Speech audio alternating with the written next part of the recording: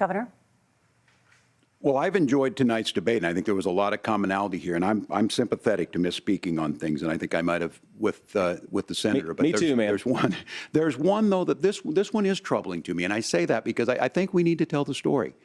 Donald Trump refused to acknowledge this, and the fact is that I don't think we can be the frog in the pot and let the boiling water go up. He was very clear. I mean, he lost this election, and he said he didn't. 140 police officers were beaten at the Capitol that day. Some with the American flag, several later died. And it wasn't just in there. In Minnesota, a group gathered on the state capitol grounds in St. Paul and said, we're marching to the governor's residence and there may be casualties. The only person there was my son and his dog, who was rushed out crying by state police. That issue, and Mike Pence standing there as they were chanting, hang Mike Pence. Mike Pence made the right decision. So, Senator, it was adjudicated over and over and over. I worked with kids long enough to know, and I said as a football coach, sometimes you really want to win, but the democracy is bigger than winning an election. You shake hands, and then you try and do everything you can to help the other side win. That's what was at stake here. Now, the thing I'm most concerned about is the idea that imprisoning your political opponents, already laying the groundwork for people not accepting this. And a president's words matter. A president's words matter. People hear that. So I think this issue of settling our differences at the ballot box, shaking hands when we lose, being honest about it, but to deny what happened on January 6th, the first time in American history that a president or anyone tried to overturn a fair election and the peaceful transfer of power. And here we are 4 years later in the same boat. I will tell you this, that when this is over, we need to shake hands this election, and the winner needs to be the winner. This has got to stop. It's tearing our country apart. Margaret? Senator Vance, did you want to respond to that? Yeah, well, look, Tim, first of all, it's really rich for Democratic leaders to say that Donald Trump is a unique threat to democracy when he peacefully gave over power on January the 20th, as we have done for 250 years in this country. We are going to shake hands after this debate and after this election. And of course, I hope that we win, and I think we're going to win. But if Tim Walz is the next vice president, he'll have my prayers, he'll have my best wishes, and he'll have my help whenever he wants it. But we have to remember that for years in this country, Democrats protested the results of elections. Hillary Clinton in 2016 said that Donald Trump had the election stolen by Vladimir Putin because the Russians bought like $500,000 worth of Facebook ads. This has been going on for a long time. And if we want to say that we need to respect the results of the election, I'm on board. But if we want to say, as Tim Walz is saying, that this is just a problem that Republicans have had, I don't buy that. Governor. January 6th was not Facebook ads. And I think a revisionist history on this. Look, I don't understand how we got to this point. But the issue was that happened.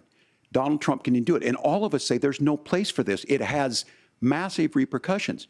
This idea that there's censorship to stop people from threatening to kill someone, threatening to do something, that's not censorship. Censorship is book banning. We've seen that. We've seen that brought up. I just think for everyone tonight, and I'm going to thank Senator Vance. I think this is the conversation they want to hear. And I think there's a lot of agreement, but this is one that we are miles apart on. This was a threat to our democracy in a way that we had not seen. And it manifested itself because of Donald Trump's inability to say. He is still saying he didn't lose the election. I would just ask that. Did he lose the 2020 election? Tim, I'm focused on the future. Did Kamala Harris censor Americans from speaking their mind in the wake of the 2020 COVID situation? That is a damning non-answer. It's a damning non-answer for you to not talk about censorship. Obviously, Donald Trump and I think that there were problems in 2020. We've talked about it. I'm happy to talk about it further. But you guys attack us for not believing in democracy. The most sacred right under the United States democracy is the First Amendment. You yourself have said there's no First Amendment right to misinformation. Kamala Harris wants to use the power of government and big tech to silence people from speaking their minds. That is a threat to democracy that will long outlive this present political moment. I would like Democrats and Republicans to both reject censorship. Let's persuade one another. Let's argue about ideas, and then let's come together afterwards. You can't yell fire in a crowded theater. That's the test. That's the Supreme Court test. Tim, fire in a crowded theater. You guys wanted to kick people off of Facebook for saying that toddlers shouldn't Senator, wear the masks. governor does That's have the not floor. Fire in a crowded theater. That is criticizing the policies of the government, which is the right of every American. Senator, the governor does have the floor for 1 minute to Please. respond to you. Yeah, well, I don't run Facebook. What I do know is I see a candidate out there who refused, and now again, and this I'm pretty shocked by this. He lost the election.